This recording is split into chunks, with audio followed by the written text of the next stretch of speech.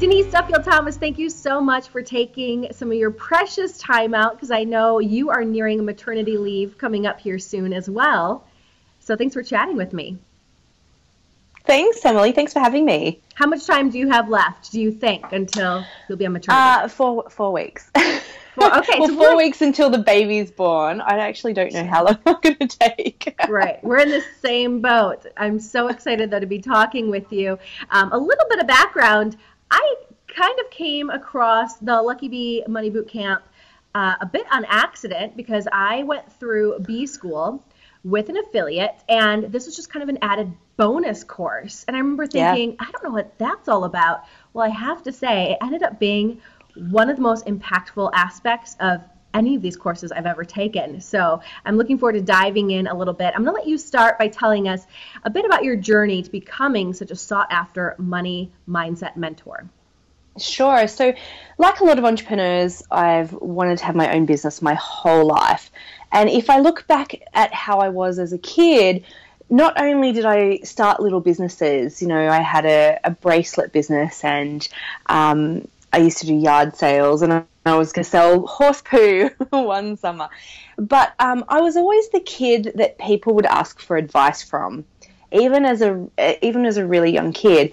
And I didn't know that was a job for a long, long time. And it wasn't until really my late 20s that I realized, hey, maybe I could be a life coach. And that's how I started off my business, as being a life coach. And like a lot of people who go through that path, I was a very generic life coach, meaning that I helped everyone with any problem that they had. And after a while, I realized I really had more energy for the entrepreneurs rather than the people who were in jobs, because kind of when they'd say to me, well, what do you think I should do? I'd be like, just quit your job and start a business. Because as an entrepreneur, I was like, why would you do anything else? Yeah. So I realized, hey, I need to specialize in business here, because, these people who are stuck and not wanting to quit their job, I have no idea what to do with them. And then what I realized was, again, I started to niche down, or niche, as you say in the States, because I realized that most of the people that I was coaching on business, it wasn't about business, and each week I'd be like, oh, well, I got really stuck doing my webinar, and I felt really blocked writing my book.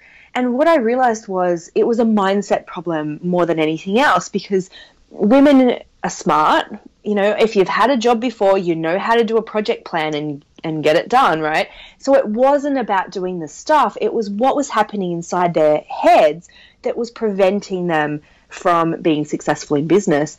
And then I realized that pretty much every single one of my clients had a massive fear around money, even if they didn't acknowledge it at the start. So I did some investigating around, because I know I needed to work on my own money blocks as well. So I spent about a year really exploring what money meant for me before I even taught it to any of my clients. And once I started to really focus in on money, I realized it was a huge calling from the universe to focus on it. And it was a calling that I resisted for a long time. And I want people to hear that, because sometimes that thing that that you should do, it's not the universe like going, no, you shouldn't do it, because you've got the fear. And that's what women think. They think, oh, just because I'm fearful about it means that I shouldn't do it. And I was saying, I don't want to be the money girl. Who am I to be the money girl? And then this is where I think women need to hear this as well. You don't have to be the expert of the experts to be able to teach a topic. It's okay for you to contribute to the conversation. And once I gave myself permission to contribute to this conversation around women and money, that's when my business really, really took off. And that's when I decided to really go all in on the topic and just focus on money. And so it was a long journey. It didn't happen, overnight necessarily. But it's something that I really enjoy, and I'm really passionate about women empowering themselves with their money. Well, and you've become so great at it, running a $1 million business now. You have an incredible tribe of ladies that are passionate about this topic. It's something I never knew. I never knew it was something I should even focus on. I remember when I saw, I was just, I was thrown into this Facebook group, and I just kind of ignored it, like, oh, okay. But what's happened is over the course of a year, I've just absorbed being around virtually around women who celebrate money or talk about fears in such a transparent way that is not common in our culture. And it's really impacted how I run my business and think about money and life overall. So I thought I need to talk to this Denise and find out how she ever created this. So let's talk about those feelings of fraud, because I think all entrepreneurs, no matter what kind of business you're in, they can relate to that. I read somewhere on one of your blogs about when you got started, you were coaching people about money, yet you weren't really bringing in a ton of money yourself. How did you fight those feelings of fraud and knowing that you're still providing a value? Well, I didn't talk about money for a while, actually. So when I first started my coaching business, I didn't talk about money at all. And I did feel like a bit of a fraud, but I knew what I knew. And I think that's really important. I knew what it was like to set goals. I knew what it was like to have a big vision for your life. I knew what it was like to start working through some of the blocks that you have. So I used to run goal setting workshops in my town, which was really fun. That's how I got my first couple of coaching clients. I literally went out, and it wasn't like I didn't have the internet. This was 6 years ago. But I got in my crappy car with the ceiling that fell down around my ears, and I drove out and to do these goal setting workshops. And I felt really good about that because, I felt like I'm just teaching what I know. And I think one of the big important things to overcome this feeling of being a fraud, which all of us have, is to be really clear and feel good about teaching what you know. If you know how to get your first 3 clients, you might be only on your, in your first 20 clients, but you can teach that to somebody else with your hand on your heart integrity that you know how to do that. And I think that's really important. And where I see women get tripped up is that they think that they have to start teaching other women things that they themselves haven't experienced, and thinking that, thinking that they have to be a solution for everybody. It's okay to focus on a particular target market, because then you can hand on heart feel good about teaching them something that you know. So don't teach people how to have a 6-figure business if you've never done it yourself, but teach people how to make their first $1,000. If you've done it and you've done it once, you've done it a couple of times, you know how to do that, teach that. And then you'll feel integrity. One of the things that I loved when I instantly started reading your blog is how transparent you were about your life, about money in general. It's not something I see a lot of women being open to discussing. And you discuss how the evolution of your business to be $1 million business, which is great. What advice do you have for entrepreneurs, especially female entrepreneurs, if they want to start to share some of that transparency, but they're worried, and I'd be curious if you experience any of this, they're worried about what their friends may start to think of them, or their family, or their employees. If all of a sudden everyone knows exactly how much you're making, are people going to want more of you or treat you differently? Are they going to expect you're always picking up the tab at lunch? You know what I mean? I do. It's a great question. And I am known for being quite transparent. And I think there's a couple of keys to it that have really helped me. One is I rarely write about stuff as I'm going through it.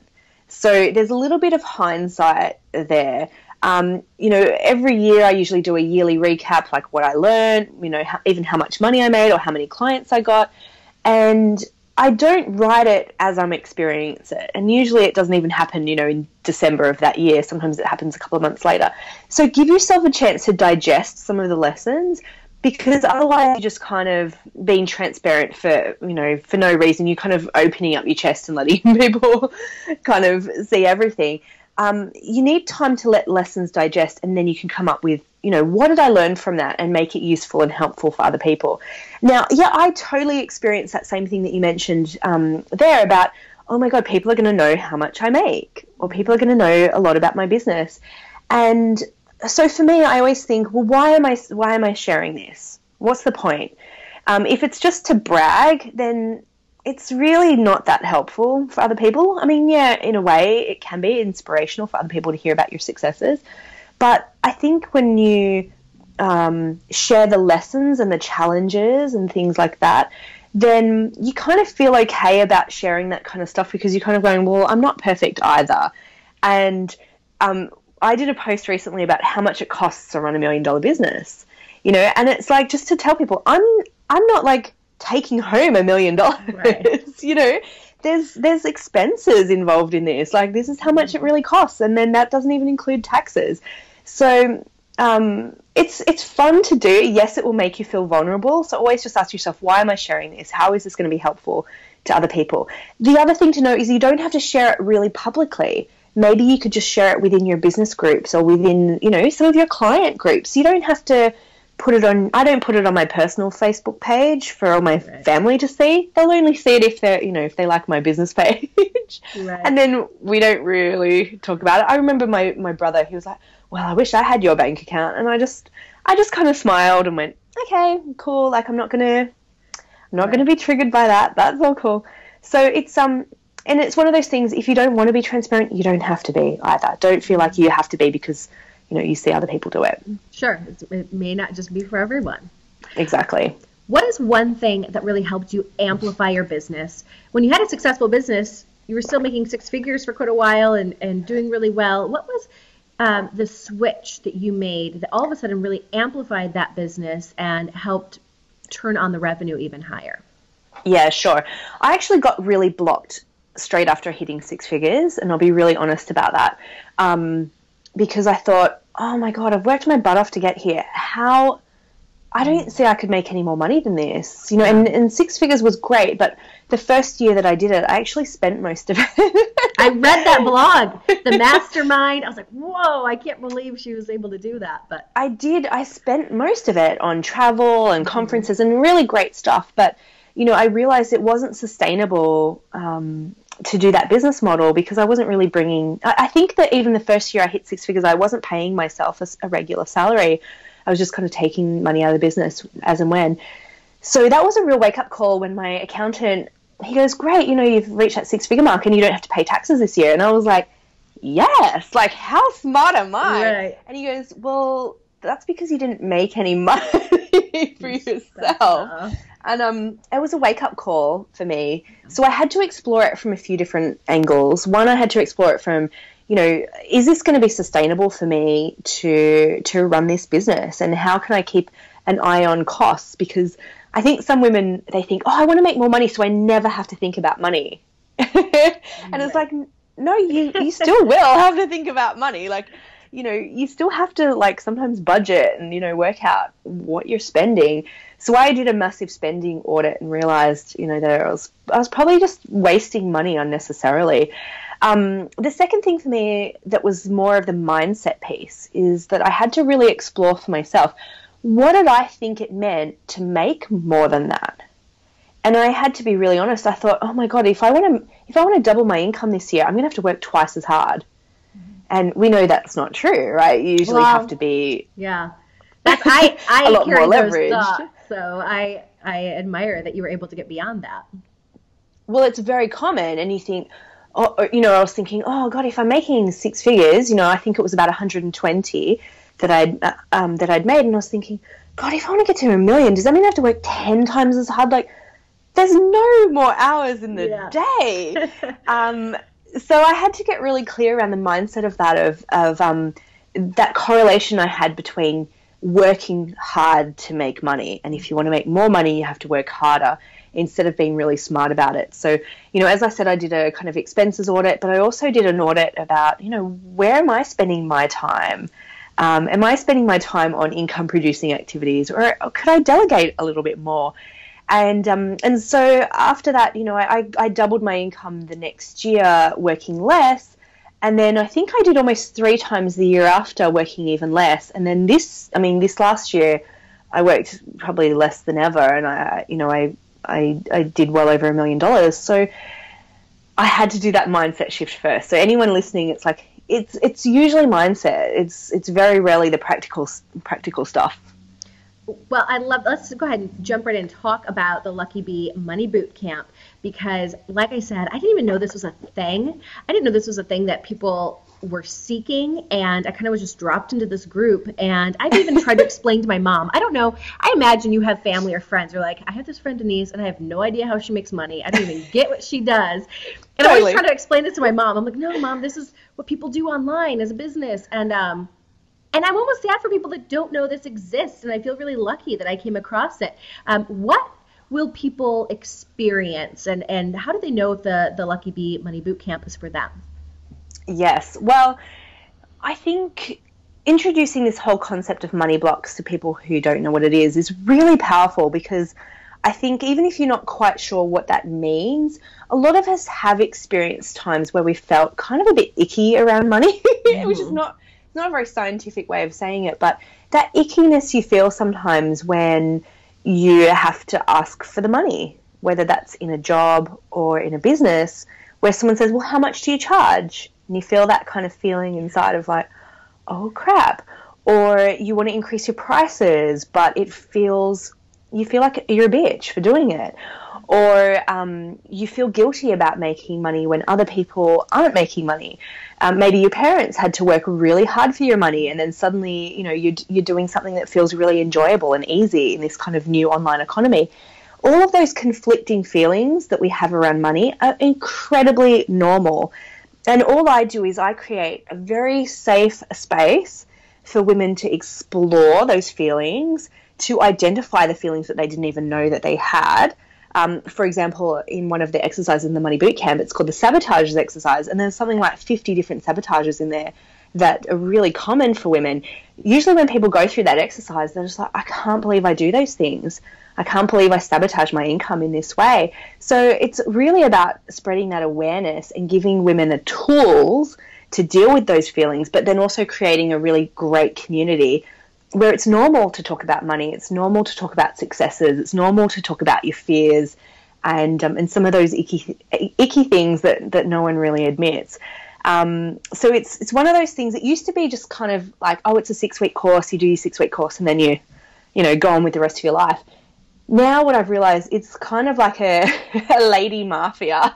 Yes. You're in it for life because it's a lifelong conversation. Mm-hmm. And I'm still having these conversations all the time with my mastermind group. When we get to new levels in business, we're experiencing the same stuff.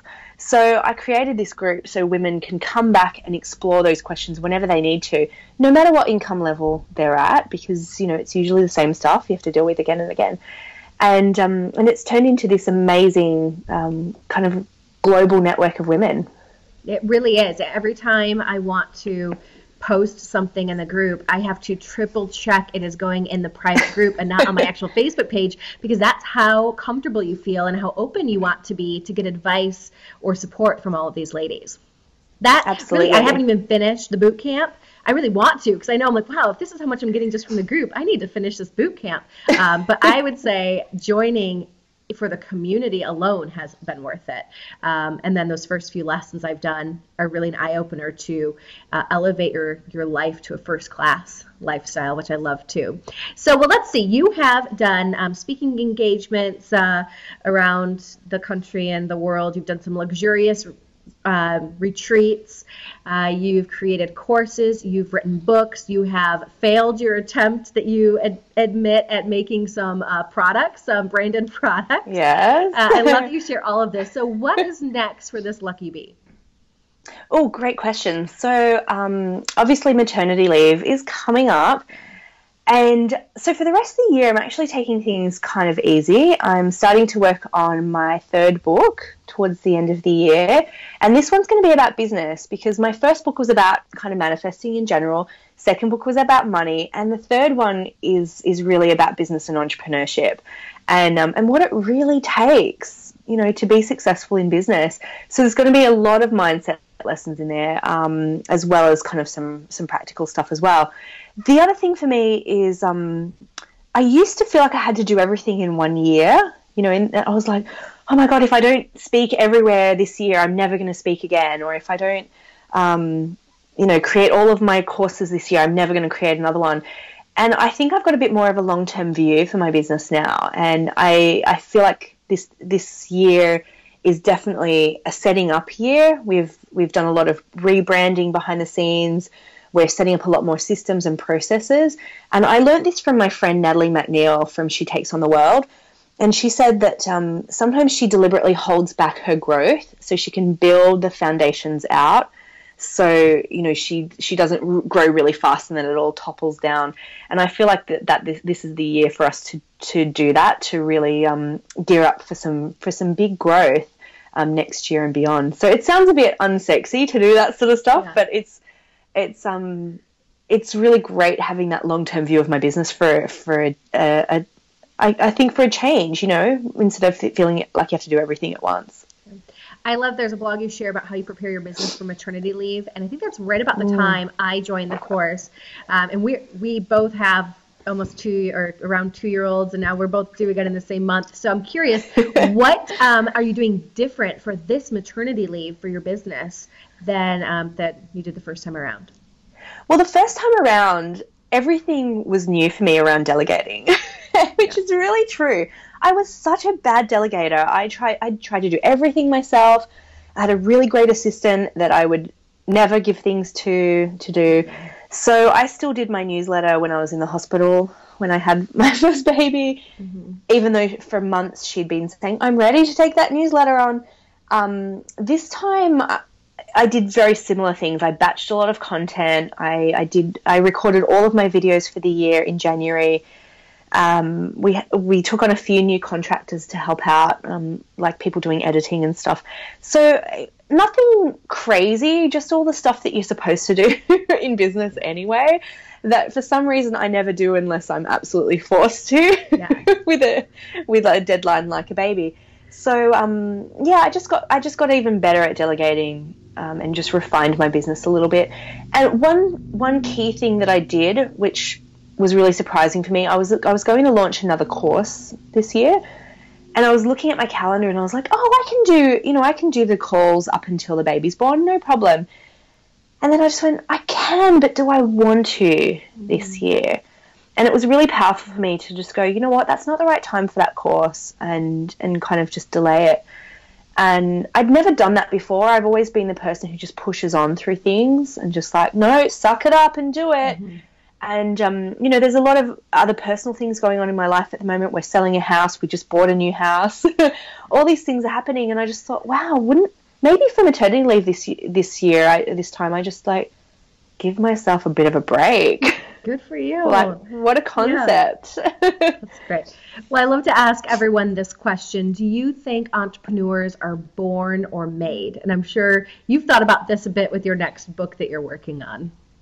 I have thought about it, and you know what? I used to think that they were born, but I have met a few people who have kind of stumbled in or been forced to go into the role. But I will say one thing: when I see people who say, "Oh, I want to start a business because I don't want to be in a job," I think that's the wrong reason. Like, you have to want to be an entrepreneur from your heart and your soul, and it doesn't matter if you're born into it or not, but you have to be pulled towards it, and you have to almost think, I wouldn't want to do anything else. It can't just be like, oh, I think I'm going to do it because I can't be bothered going back to work. That is not going to be enough for you to be able to get through the challenges of being an entrepreneur. You have to want it for its own sake, and you have to just be so pulled towards it. And that is the vision that's going to help you, because it's not easy. We know it's not easy, Emily. Yeah. It's some days it sucks. It can be really hard. It can be the best personal development you've ever done. But for those of you who know that you're an entrepreneur, you would never do anything else. That's how you know. Yes, when you're doing those emails from the hospital bed, and you're okay with it because you never have to go back to an 8 to 5 afterward, or leave your baby after 8 or 12 weeks. Exactly. And my hubby quit his job last year, and he is not a born entrepreneur. It was something that he had to gradually come into, and the desire for him, because he said, "Oh, let's have a second baby," and I was like, if you're going to be working like 8 till 6, that doesn't work for me. So for him, he suddenly developed a bigger vision for himself, and that's what pulled him into entrepreneurship. So it's okay if you weren't the kid, selling stuff around the neighborhood. You still are allowed to be an entrepreneur, but you have to have a bigger vision for your life and why you want to. Well, I have all the links if anyone wants to sign up, dive into the boot camp, because even while you're on maternity leave, you have built a smart, sustainable business, and people are able to still read your books and take your courses and engage in your groups, which is wonderful. And I thank you so much for taking the time and, as you would say, putting on a bra for this How do you moment. know? Well, actually, No, you I do wouldn't have know. one. But I've taken that advice. I've built a segment of my business that now just only requires like a nursing bra. I haven't gone completely braless in business, but I'm working on it. And I think that's also a great tip, is to build a business that, you know, you really only have to put on a face for the outside world when you want to. Exactly. Thank you so much, Emily. And everyone, I just wish you all the luck, love, and abundance in the world. Thanks, Denise, and best wishes to you on baby number 2. You too. All right. Bye.